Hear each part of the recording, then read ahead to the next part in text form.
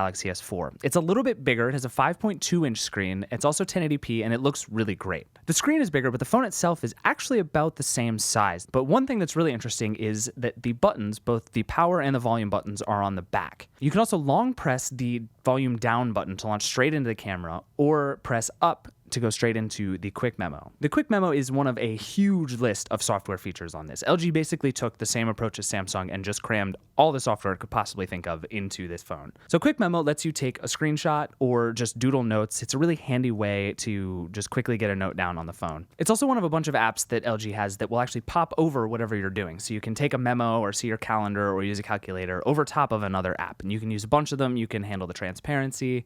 You can really do a bunch of things at once on this phone, and it seems to work really well. It's running a Snapdragon 800 processor, which is insanely fast, and it has 2 gigs of RAM, and all in all makes the G2 seem like a pretty fast phone. It has a 13 megapixel camera, again, just like the GS4, and for the most part, it's basically just like the GS4. It has tons of modes. There's a dual camera mode that lets you shoot with the front and back camera at the same time. There is one cool feature called VR Panorama, which lets you take a 360-degree photo and actually pan around it just by moving your body or scrolling around on the screen.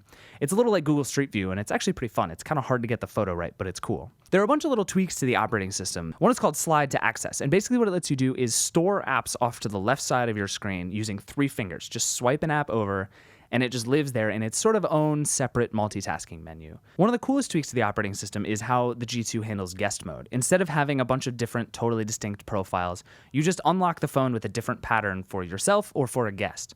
And if you use the guest pattern, it just shows a few apps and a few settings and whatever you've enabled. It's a really clever way of handling being able to just give somebody your phone and let them make a phone call. So in all, the G2 reminds me a lot of the GS4. It's a ton of software features. It's not particularly exciting hardware, though LG is doing a couple of interesting things here with the buttons on the back. But really the move here is software. The quick memo stuff, there's the remote that you can use and even offers the remote in the notification pull down. There's a ton of options, a ton of menus, a lot going on, but ultimately a lot you can do as well. The G2 is coming to all 4 carriers, and it's going to be a very different phone depending on how you want to set it up. So obviously we've only just gotten to know this phone, but it's clear that this is not trying to compete with something like the iPhone or the Moto X. This is very much a kitchen sink kind of phone like the Samsung Galaxy